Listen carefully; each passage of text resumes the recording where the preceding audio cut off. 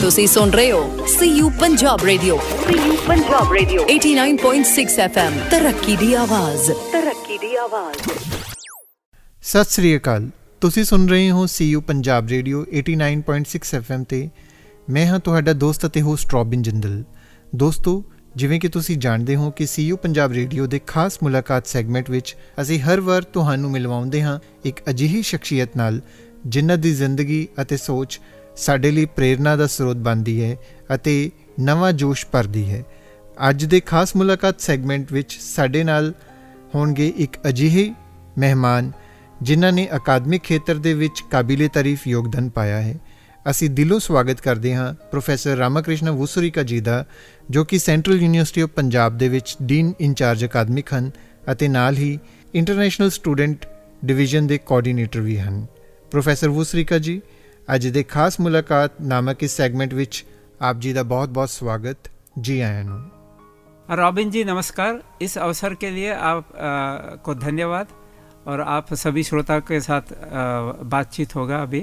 Professor ਸਾਹਿਬ, ਸਭ ਤੋਂ ਪਹਿਲਾਂ ਸਾਡੇ ਸਰੋਤਿਆਂ ਨੂੰ ਤੁਸੀਂ ਆਪਣੀ ਅਕਾਦਮਿਕ ਜਰਨੀ ਬਾਰੇ ਦੱਸੋ ਅਤੇ ਨਾਲ ਇਹ ਵੀ ਦੱਸੋ ਕਿ ਤੁਸੀਂ ਕਿੱਥੋਂ ਦੇ ਰਹਿਣ ਵਾਲੇ ਹੋ। तो मैं किधर से हूँ, ये एक बहुत ही मुश्किल सवाल है क्योंकि मैं काफ़ी स्टेट से हूँ। पहले मेरा जन्म हुआ था बड़ौदा में, अभी उसको बोलते हैं वडोदरा गुजरात। उसके बाद उसके बाद हम लोग गए थे बहादुरगढ़ दिल्ली के पास, उधर मेरा इनिशियल एजुकेशन हुआ था। उसके बाद हम लोग गए थे हैदराबाद क्योंकि मेरे फादर का उधर ट्रांसफ़र हो गया। तो उधर मैंने हैदराबाद में काफ़ी अपना एजुकेशन किया है। अगर हमारे बैकग्राउंड देखेंगे तो हमारा नेटिव लैंग्वेज है तेलुगु मदर टंग, और मोस्टली हम आंध्रा और तेलंगाना से बिलोंग करते हैं। उसके बाद फिर फर्दर मैंने उधर पढ़ाई की, masters MSc MPhil from Hyderabad central university, और मैं PhD भी उधर ज्वाइन किया था। फिर मैं उधर से चला गया PhD करने के लिए नेशनल केमिकल लैब पुणे में। सो इससे पहले ये जो डिफरेंट लैंग्वेजेस हैं, आप इसके बारे में अगर पूछोगे तो मदर टंग तो तेलुगु है, हिंदी तो मैंने काफ़ी पढ़ा। मैं ਤੁਹਾਨੂੰ ਇਹ ਪੁੱਛਣ ਨਹੀਂ ਜਾ ਰਿਹਾ ਸੀਗਾ ਸਰ ਕਿ ਤੁਸੀਂ ਇੰਡੀਆ ਦੇ ਅਲੱਗ-ਅਲੱਗ ਸਟੇਟਸ ਦੇ ਵਿੱਚ ਆਪਣਾ ਬਚਪਨ ਬਿਤਾਇਆ, ਤੇ ਤੁਹਾਨੂੰ ਕਿਹੜੀਆਂ-ਕਿਹੜੀਆਂ ਭਾਸ਼ਾਵਾਂ ਆਉਂਦੀਆਂ, ਕਿੰਨੀਆਂ ਭਾਸ਼ਾਵਾਂ ਜਾਣਦੇ ਹੋ ਤੁਸੀਂ? हाँ, तो आप देखो कि हिंदी, तेलुगु और इंग्लिश, ये तीनों भाषा मैं पढ़ सकता हूँ, लिख सकता हूँ और बोल सकता हूँ। और इसके अलावा क्योंकि हमारे ग्रैंड पेरेंट्स थे उड़ीसा से, वो जो उड़ीसा आंध्रा बॉर्डर था, तो उड़िया मुझे समझ में आता है। उसके बाद मैंने फ़्रेंच भी पढ़ा है अपने 11th एंड 12th में। उसके बाद मैं फ्रांस में 1 साल काम किया था, उधर भी मैंने कुछ कोर्सेज़ किए हैं, तो थोड़ा बहुत फ़्रेंच भी मुझे समझ में आ जाता है। अब इधर पंजाब में इसमें 10 साल से रहा हूँ, तो सबसे सुन कर ही मैंने थोड़ा बहुत सीख लिया है। तो पंजाबी अभी अच्छी तरह मुझे समझ में आ जाती है, मगर मराठी मैं बोल भी सकता हूँ और समझ भी सकता हूँ, क्योंकि मेरी जो पत्नी है वो महाराष्ट्र से है, तो घर में भी हम मराठी बोलते हैं क्योंकि वो मदर टंग है उनका। तो मराठी भी थोड़ा बहुत मैं पढ़ लेता हूँ क्योंकि लिपि is similar to Hindi. Professor sahib, ਸਾਡੇ ਵਾਸਤੇ ਮਾਣ ਵਾਲੀ ਗੱਲ ਹੈ ਕਿ ਤੁਸੀਂ 7 ਭਾਸ਼ਾਵਾਂ ਨੂੰ ਜਾਣਦੇ ਹੋ। ਹੁਣ ਤੁਸੀਂ ਸਾਡੇ ਸਰੋਤਿਆਂ ਨੂੰ ਆਪਣੀ ਉਚੇਰੀ ਸਿੱਖਿਆ ਬਾਰੇ ਜਾਣਕਾਰੀ ਦਿਓ, ਨਾਲ ਹੀ ਇਹ ਵੀ ਦੱਸੋ ਕਿ ਤੁਸੀਂ ਭਾਰਤ ਤੋਂ ਬਾਹਰ ਵਿਦੇਸ਼ਾਂ ਵਿੱਚ ਕਿਹੜੀਆਂ-ਕਿਹੜੀਆਂ ਡਿਗਰੀਆਂ ਹਾਸਲ ਕੀਤੀਆਂ? पहले स्कूलिंग हुआ था बहादुरगढ़ दिल्ली के पास, उसके बाद हैदराबाद में बाकी का स्कूलिंग हुआ था। उसके बाद UG और PG हैदराबाद में हुआ था। PG हुआ सेंट्रल यूनिवर्सिटी ऑफ हैदराबाद, उधर MSc किया था। उसके बाद PhD national chemical lab Pune में किया था। वो PhD के बाद 1 साल मैं पेरिस गया था, उधर पोस्ट डॉक्टरल फेलोशिप करने के लिए, ह्यूमन हेल्थ रिलेटेड रिसर्च। उसके बाद फिर 2 साल मैं आकर नेशनल केमिकल लैब में काम किया था। उसके बाद फिर पर्ड्यू यूनिवर्सिटी अमेरिका में गया था पोस्ट डॉक्टरल फेलोशिप के लिए। पहले 2 साल मैंने काम किया था टमाटर के ऊपर रिसर्च, वो डिपार्टमेंट ऑफ हॉर्टिकल्चर था। उसके बाद और 4 साल 3.5 से 4 साल काम किया था बायोलॉजिकल साइंस डिपार्टमेंट में। उसमें हमने काफ़ी ये जो सीरियल्स हैं गेहूँ और दूसरे, उसके ऊपर कुछ काम किया था रिसर्च। उसके बाद 2003 में मैं असिस्टेंट प्रोफेसर का पोजीशन मैंने लिया था मिशिगन टेक्नोलॉजिकल यूनिवर्सिटी में। 2003 से 2009 तक मैं असिस्टेंट प्रोफेसर था। उसके बाद एसोसिएट प्रोफेसर था 2009 से उधर। तो उधर मैंने काफ़ी पूरा 18 साल उधर बिताए यूएसए में। उसके बाद फिर 2015 माने 2015 में मैंने सोचा कि अब भारत में लौट जाएं। पहले जब यूएस में गए थे ये इसके साथ गए थे कि 2-3 साल उधर काम कर लें, कुछ एक्सपीरियंस गेन कर लें, उसके बाद इधर वापस आके इंडिया में या भारत में हम लोग कुछ कंट्रीब्यूट करें टीचिंग और रिसर्च में। मगर जब उधर रह गए और अपॉर्चुनिटीज़ मिले और एक्सपीरियंस मिला, ये एक था स्टूडेंट लाइफ और पोस्ट डॉक्टर लाइफ, और दूसरा है फैकल्टी का जो एक्सपीरियंस होता है वो काफ़ी कम लोगों को मिलता है जो बाहर से आते हैं यूएस में। तो वो भी मैंने एक्सपीरियंस लिया 2003 से 2015 माने 12 साल। तो उधर मुझे हाँ सब लोगों को टीच करने का अपॉर्चुनिटी मिला था, मौका मिला था। उधर काफ़ी दूसरे देशों से लोग आए थे, इंडिया से भी आए थे, अमेरिका से टीचर्स और स्टूडेंट्स थे, उनके साथ काफ़ी इंटरेक्शन हुआ। और उधर काफ़ी ऐसे अच्छा रिसर्च में भी मैं इन्वॉल्व था। और उधर एक बायोकेमिस्ट्री एंड मॉलिक्यूलर बायोलॉजी का एक पीएचडी प्रोग्राम हमने शुरू किया था, उसका मैं पहला डायरेक्टर था। तो उधर काफ़ी कुछ हमने किया था उधर। तो मगर एक मोड़ आया था कि जिधर मैंने सोचा कि अभी इंडिया को वापस आना था। बहुत बढ़िया हाँ। सर। सो मैं ਤੁਹਾਨੂੰ ਇੱਥੇ ਪੁੱਛਣਾ ਚਾਹਾਂਗਾ ਕਿ ਅਜਿਹੀ ਕਿਹੜੀ ਮੋਟੀਵੇਸ਼ਨ ਸੀ ਜਿਹਨੇ ਤੁਹਾਨੂੰ ਇਨਸਪਾਇਰ ਕੀਤਾ ਕਿ ਤੁਸੀਂ ਵਾਪਸ ਆਪਣੇ ਕੰਟਰੀ ਦੇ ਵਿੱਚ ਆਓ, ਕਿਉਂਕਿ ਇੱਥੇ ਤਾਂ ਲੋਕ ਜਿਹੜੇ ਹੈਗੇ ਉਹ ਬਾਹਰ ਸੈਟਲ ਹੋਣ ਲਈ ਜਾਂਦੇ ਆ, ਜਦ ਕਿ ਤੁਸੀਂ ਸੈਟਲ ਹੁੰਦੇ ਹੋਏ ਤੁਸੀਂ ਵਾਪਸ ਆਪਣੇ ਦੇਸ਼ ਪਰਤੇ ਅਤੇ ਉਸ ਤੋਂ ਬਾਅਦ ਮੁੜ ਤੋਂ ਆਪਣੀ ਜਰਨੀ ਜਿਹੜੀ ਹੈਗੀ ਸ਼ੁਰੂ ਕੀਤੀ। तो वापस आने का 2 कारण था। पहला कारण जो ज़्यादा अहमियत रखता है कि मुझे इंडिया में वापस आना था भारत में, कि इधर जो है टीचिंग और रिसर्च में हमारे जो स्टूडेंट्स हैं उनके लिए कंट्रीब्यूट करके उनको जो बाहर इतने लोग जा रहे हैं उनको इंडिया में ऐसा मिल जाए कि रिसर्च और टीचिंग का कि कम लोग बाहर जाएं। और अगर आप अभी देखते हैं तो इधर का पोजीशन ऐसा है कि काफ़ी अच्छा रिसर्च और टीचिंग हमारे पास है। तो ये एक मोटिवेशन था इधर आकर कंट्रीब्यूट करें एकेडमिकली। दूसरा था कि मेरी एक बेटी है, तो उसका भी मुझे लगा कि वो 5 या 6 कक्षा में थे उधर। तो उस टाइम पर इधर आने से उसका अच्छा एक जो है इंडियन कल्चर और ट्रेडिशन वो सभी उसको मिलेगा। तो ये दूसरा बहुत बड़ा मोटिवेशन था इधर आने का। तो हम लोग आ गए और मेरी बेटी भी इधर अच्छा पढ़ाई उसने किया। ਸੋ ਗੱਲਬਾਤ ਵਿੱਚ ਅੱਗੇ ਵਧਦੇ ਹੋਏ ਮੈਂ ਤੁਹਾਨੂੰ ਇਹ ਪੁੱਛਣਾ ਚਾਹਾਂਗਾ ਕਿ 2015 ਦੇ ਵਿੱਚ ਜਦੋਂ ਤੁਸੀਂ ਆਪਣੇ ਦੇਸ਼ ਵਾਪਸ ਆਏ ਤਾਂ ਸੈਂਟਰਲ ਯੂਨੀਵਰਸਿਟੀ ਹੀ ਸਭ ਤੋਂ ਪਹਿਲਾਂ ਤੁਸੀਂ ਜੁਆਇਨ ਕੀਤਾ ਜਾਂ ਵਿੱਚ ਤੁਸੀਂ ਕਿਤੇ ਹੋਰ ਵੀ ਗਏ ਸੀਗੇ?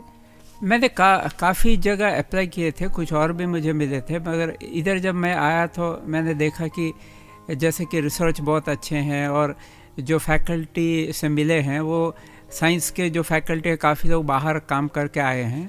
और वो जो एक एनवायरनमेंट था रिसर्च और एकेडमिक का वो मुझे बहुत अच्छा लगा। तो मुझे लगा इधर अगर करेंगे तो हम एक लीडरशिप रोल में यूनिवर्सिटी को आगे ले सकते हैं। तो इसलिए मैंने सोचा ये सबसे अच्छा होगा ज्वाइन करने के लिए। ਬਹੁਤ ਵਧੀਆ ਪ੍ਰੋਫੈਸਰ ਸਾਹਿਬ, ਇਹਨਾਂ ਸਾਲਾਂ ਦੇ ਵਿੱਚ ਯੂਨੀਵਰਸਿਟੀ ਨੇ ਕਈ ਮੁਕਾਮ ਹਾਸਿਲ ਕੀਤੇ ਅਤੇ ਨਾਲ ਹੀ ਇਸ ਦੌਰਾਨ ਯੂਨੀਵਰਸਿਟੀ ਦੇ ਪ੍ਰੋਗਰਾਮਾਂ ਦੇ ਵਿੱਚ ਵੀ ਵਿਸਤਾਰ ਹੋਇਆ।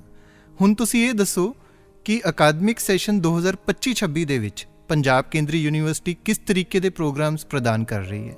अभी पंजाब केंद्रीय विश्वविद्यालय में पहले जो प्रोग्राम थे उसको हमने काफ़ी एक्सपेंड किए हैं और स्टूडेंट नंबर भी काफ़ी बढ़े हैं।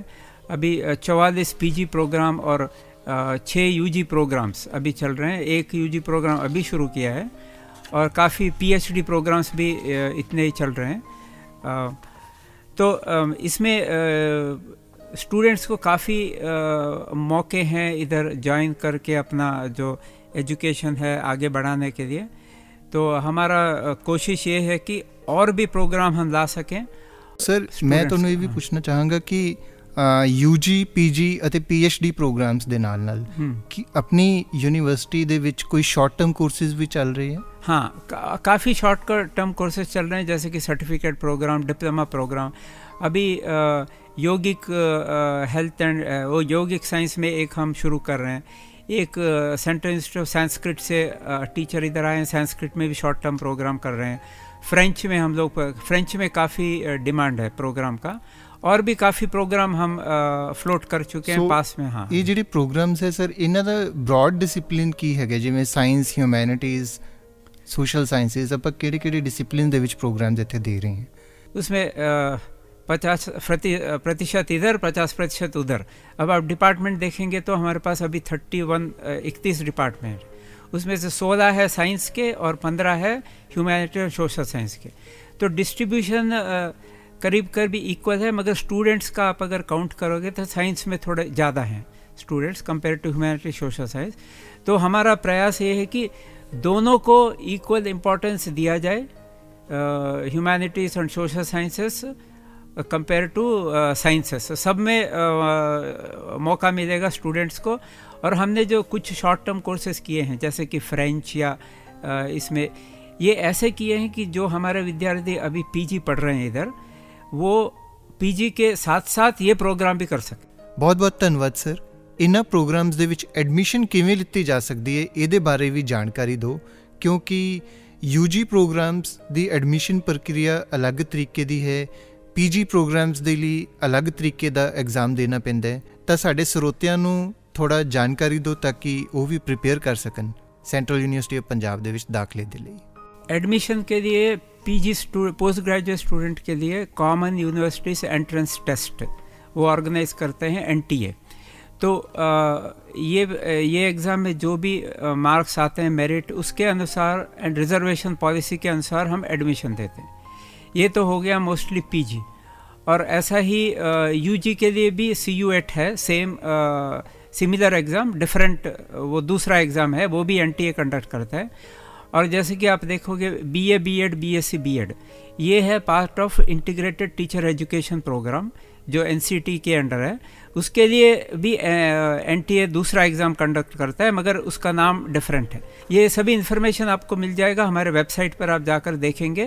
वेबसाइट का डोमेन नेम की? अच्छा, वेबसाइट में है cup.edu.in। ਹੁਣ ਗੱਲਬਾਤ ਦੇ ਸਿਲਸਿਲੇ ਨੂੰ ਅੱਗੇ ਵਧਾਉਂਦੇ ਹੋਏ ਮੈਂ ਤੁਹਾਡੇ ਤੋਂ ਜਾਣਨਾ ਚਾਹਾਂਗਾ ਕਿ ਬੀਇੰਗ ਅ ਡੀਨ ਇੰਚਾਰਜ ਅਕਾਦਮਿਕ ਤੁਹਾਡੀਆਂ ਕੀ ਜ਼ਿੰਮੇਵਾਰੀਆਂ ਹੁੰਦੀਆਂ ਹਨ? तो जिम्मेदारियाँ तो बहुत हैं इसमें।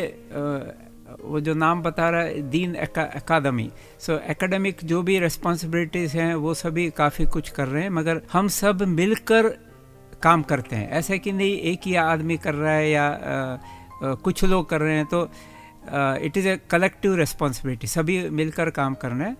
मगर जो काफ़ी डिसीशंस होते हैं, जैसे कि एकेडमिक रिलेटेड, जैसे कि किसको टाइम टेबल बनाना है, करिकुलम बनाना है, तो हम काफ़ी जो है रिस्पॉन्सिबिलिटीज़ कमिटीज़ के द्वारा करते हैं। जो एक करिकुलम कमेटी होता है उसमें हम सबका करिकुलम कैसा है वो देखते हैं, और उसके बाद ऑडिट होता है उसमें भी देखते हैं। तो इंडिविजुअली ऐसे कि कुछ ऐसे फाइल्स के आपको साइन करना है ये सभी, मगर मोस्ट ऑफ द जो काम होता है हम लोग कलेक्टिवली करते हैं with the help of deans, HODs और सभी फैकल्टी। जो फैकल्टी का जो भी इशू है वो एकेडमिक हो या दूसरा कोई भी हो, तो वो आकर कभी भी डिस्कस करते हैं और हम उसको सॉल्व करने के लिए ट्राई करते हैं। ऐसा ही स्टूडेंट्स का जो भी एकेडमिक इश्यूज होते हैं, जैसे कि PhD रिलेटेड या PG रिलेटेड कुछ एग्ज़ामिनेशन में कुछ प्रॉब्लम है, या जो भी वो आकर हमसे डिस्कस करते हैं, उनका जो भी प्रॉब्लम है हम उसको सुलझाने के लिए ट्राई करते हैं। प्रोफैसर साहब, बहुत वधिया जानकारी ਸਾਂਝੀ ਕੀਤੀ ਤੁਸੀਂ ਸਾਡੇ ਸਰੋਤਿਆਂ ਨਾਲ।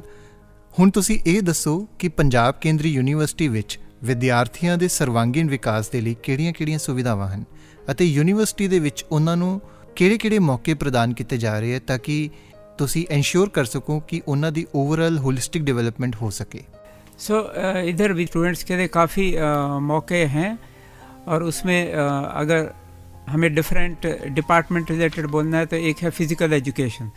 सो इधर काफ़ी स्पोर्ट्स में स्टूडेंट्स के लिए अपॉर्चुनिटीज़ हैं, और हमने रिसेंटली AIU रिलेटेड एक्टिविटीज़ भी किए हैं। इन्होंने काफ़ी दूसरे जगह करके अच्छा परफॉर्मेंस भी किया है, मगर अभी स्पोर्ट्स इंफ्रास्ट्रक्चर जो है वो अभी भी डेवलप हो रहा है।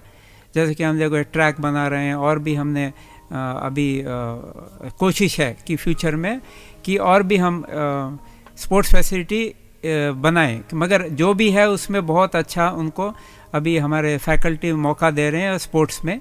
वो एक है। दूसरा है कल्चरल। सो हमारे पास performing and fine arts department है, तो स्टूडेंट्स को फिर काफ़ी मौके मिलते हैं। हमारे जो डिफरेंट इवेंट्स होते हैं, जो एनुअल वो क्या foundation day and others convocation और दूसरे काफ़ी इवेंट्स, तो उनको काफ़ी ये अपॉर्चुनिटीज़ मिलते हैं उधर परफॉर्म करने के लिए और सीखने के लिए। जैसे कि हमारे पास एक इंटरडिसिप्लिनरी कोर्सेस हैं। ये कोर्सेस एक डिपार्टमेंट में जो स्टूडेंट है, जो बाकी के 30 डिपार्टमेंट में कोई भी ले सकता है।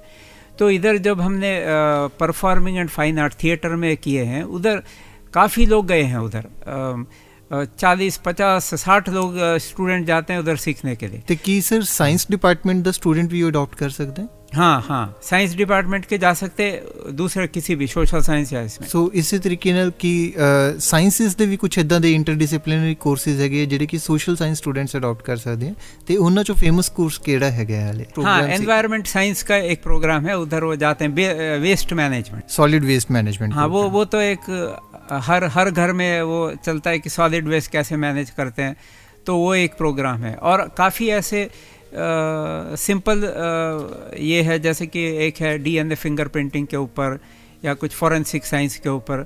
सो ऐसे भी जा सकते हैं, ग्रीन केमिस्ट्री के ऊपर, ऐसा कुछ कोर्सेस है जिधर वो जा सकते हैं।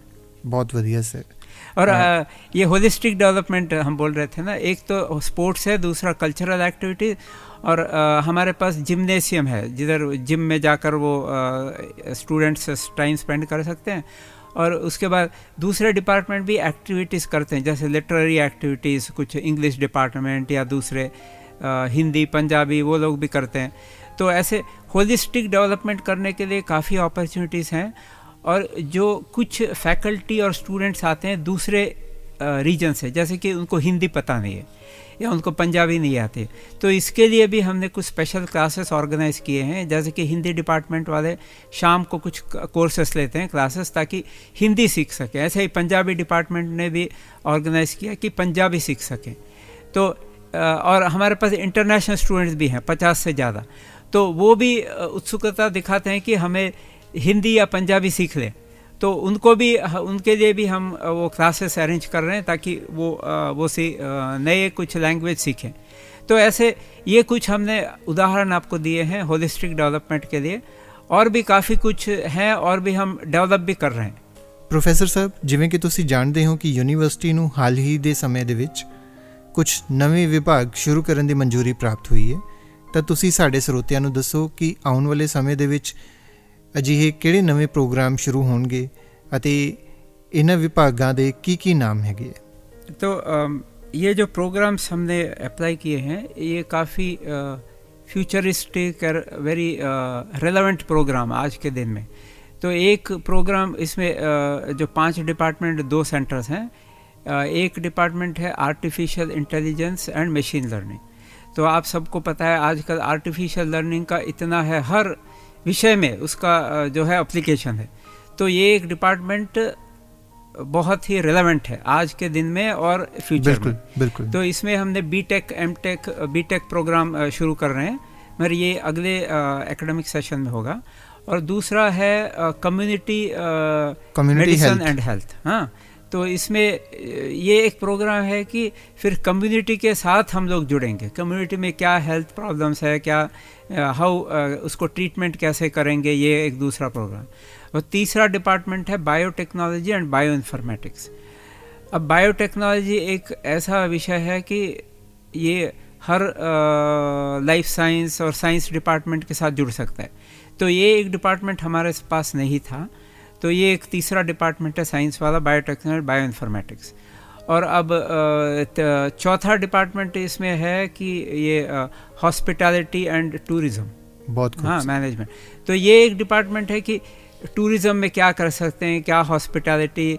एक इसके रिलेटेड पहले चल रहा था कि काफ़ी जगह में होटल मैनेजमेंट तो वो ऑलरेडी चल रहा है, तो ये कुछ नया हमने सोचा था एक डिपार्टमेंट। ये हो गया हमारा चौथा डिपार्टमेंट। और हाँ, पब्लिक पॉलिसी एंड गवर्नेंस, ये एक बहुत रिलेवेंट डिपार्टमेंट है। अब इसको हम लोग रखेंगे लॉ, लीगल स्टडीज़। हमारे पास ऑलरेडी डिपार्टमेंट ऑफ लॉ है, तो उसके साथ ही ये भी दूसरा डिपार्टमेंट चलेगा उस स्कूल के अंदर। और उसके बाद 2 सेंटर्स आए हैं। तो एक सेंटर है Indic civilisation and regional studies, वो एक सेंटर है, वो शायद आएगा सोशल साइंसेस के नीचे। तो उसमें वो सेंटर है, मगर उसमें ऑलरेडी उसमें प्रोग्राम्स भी है, जैसे कि MA एंड PhD प्रोग्राम्स होंगे, और उसमें फैकल्टी भी होंगे डिपार्टमेंट की तरह। और एक दूसरा सेंटर जो आया है वो है वो रिसर्च ओरिएंटेड है। तो उसमें कोई PG, UG और ये प्रोग्राम नहीं होंगे, और उसमें सिर्फ रिसर्च होगा। जो पार्टीशन रिलेटेड एट्रॉसिटीज़ जो हुए हैं, तो उसमें कैसे हम रिकलेक्ट करें, उसके ऊपर शोध करें। और उसका ये भी है कि उस टाइम पे जो भी लोगों के पास बीता है, तो उसको और हम प्रकाश में लाएं, और उससे हम सीखें काफ़ी। प्रेजेंट जो जनरेशन है वो सीखे कि पास्ट में क्या हुआ, और उसको कैसे हमें यूज़ करना है इन ए पॉजिटिव सेंस, कि ऐसे जो गलत चीज़ें वो नहीं होने चाहिए, जो अच्छी चीज़ें हैं वो होने चाहिए। तो हम एक प्रोग्राम चला रहे हैं ITEP, integrated teacher education programme, BA BEd BSc BEd। तो ये हमने लास्ट ईयर शुरू किया था सेल्फ फाइनेंस स्कीम में, क्योंकि हमारे पास पोजीशन नहीं थे। ये भी हमें मिनिस्ट्री से अभी 18 पोजीशन मिले हैं सैंक्शन। तो अभी हम लोग एडवर्टाइज करके उसको उसमें टीचर्स देंगे। तो BA BEd BSc BEd एक बहुत अच्छा प्रोग्राम है कि वो जो टीचर ट्रेनिंग का जो होता है, वो टीचर जाकर फिर पढ़ा सकते हैं। तो उसमें डिफरेंट स्ट्रीम्स भी हैं, जैसे कि साइंस में 4 हैं और सोशल साइंस ह्यूमैनिटी में 4 स्ट्रीम्स हैं। तो ऑलरेडी दूसरा साल अभी शुरू हुआ है, तो जल्द ही हम वो 18 पोजीशंस फिल करेंगे उसमें। तो ये 7 प्रोग्राम अब शुरू करेंगे। 5 ਵਿਭਾਗ ਅਤੇ 2 ਨਵੇਂ ਸੈਂਟਰ ਜਿਹੜੇ ਆ ਰਹੇ ਹੈ, ਇਹਨਾਂ 7 ਦੇ ਵਿੱਚ ਖੋਜ ਦੇ ਪ੍ਰੋਗਰਾਮ, PhD ਪ੍ਰੋਗਰਾਮਸ ਤਾਂ ਸਾਰਿਆਂ 'ਚ ਹੀ ਹੈਗੇ। ਬਹੁਤ ਵਧੀਆ ਪ੍ਰੋਫੈਸਰ ਵਸਰੀਕਾ ਜੀ। ਪੰਜਾਬ ਕੇਂਦਰੀ ਯੂਨੀਵਰਸਿਟੀ ਵਿੱਚ ਇੱਕ ਗੁਣਵੱਤਾਪੂਰਨ ਅਕਾਦਮਿਕ ਵਾਤਾਵਰਣ ਸਿਰਜਣ ਲਈ ਤੁਹਾਡਾ ਮੁੱਖ ਯੋਗਦਾਨ ਰਿਹਾ ਹੈ। ਇਹ ਸਾਡੇ ਲਈ ਮਾਣ ਵਾਲੀ ਗੱਲ ਹੈ। ਪ੍ਰੋਫੈਸਰ ਸਾਹਿਬ, ਹੁਣ ਅਸੀਂ ਪ੍ਰੋਗਰਾਮ ਦੇ ਅਖੀਰਲੇ ਪੜਾਅ 'ਤੇ ਪਹੁੰਚ ਚੁੱਕੇ ਹਾਂ। ਜਾਂਦੇ ਜਾਂਦੇ ਤੁਸੀਂ ਸਾਡੇ ਸਰੋਤਿਆਂ ਨੂੰ, नौजवानों ਨੂੰ ਕੀ संदेश देना चाहोगे? तो श्रोता ने जो स्टूडेंट्स हैं उनके लिए यही संदेश है कि अपना जो बेस्ट पॉसिबल एफर्ट है वो लगाएं, और क्या चाहिए ये पहले डिसाइड कर लीजिए। वो जो भी आपका गोल है उसके ऊपर आप अच्छी तरह काम करें। आप अगर हार्ड वर्क करोगे तो एवरेज स्टूडेंट भी बहुत ऊपर पहुंच सकता है ज़िंदगी में। आप अगर जोश से साथ काम करोगे तो ऐसा कोई भी नहीं है कि आप अचीव नहीं कर पाओगे। एटलीस्ट आपको ट्राई तो करना है 100%। और दूसरा है कि आप अपना बेस्ट दो और दूसरे लोगों के साथ कंपेयर मत करो। अगर वो कोई कर रहा है तो फिर आपको उसके साथ वो क्या है, एक स्ट्रेस हो जाती है। तो आपका बेस्ट परफॉर्मेंस कभी नहीं होता है। बेस्ट परफॉर्मेंस आपका जो एबिलिटी है उसमें आप बेस्ट परफॉर्म करो, और ऐसा करो कि ज़िंदगी में क्या चाहिए वो आपको अचीव करना है। बस ये इससे आप चलिए। बिल्कुल प्रोफैसर वसरीका सर, ਤੁਹਾਡੀ ਅਕੈਡਮਿਕ ਜਰਨੀ ਅਤੇ ਪ੍ਰੋਫੈਸ਼ਨਲ ਜਰਨੀ ਸਾਨੂੰ ਇਹੀ ਇੰਸਪਾਇਰ ਕਰਦੀ ਹੈ ਕਿ ਕਦੇ ਵੀ ਆਪਣੇ ਕੰਮ ਤੋਂ ਪਿੱਛੇ ਨਾ ਹਟੋ, ਹਮੇਸ਼ਾ ਜੀ ਤੋੜ ਮਿਹਨਤ ਕਰੋ। ਸਫਲਤਾ ਕਦੇ ਨਾ ਕਦੇ ਸਾਨੂੰ ਜ਼ਰੂਰ ਮਿਲੇਗੀ। ਸਾਡੀ ਜ਼ਿੰਦਗੀ ਜਿਹੜੀ ਹੈਗੀ ਆ ਉਹ ਤਰੱਕੀ 'ਤੇ ਰਹੇਗੀ, ਜਿਵੇਂ ਕਿ ਆਪਾਂ ਪੰਜਾਬ ਦੇ ਵਿੱਚ ਕਹਿੰਦੇ ਹਾਂ ਚੜ੍ਹਦੀ ਕਲਾਵਾਂ ਵਿੱਚ ਰਹੇਗੀ।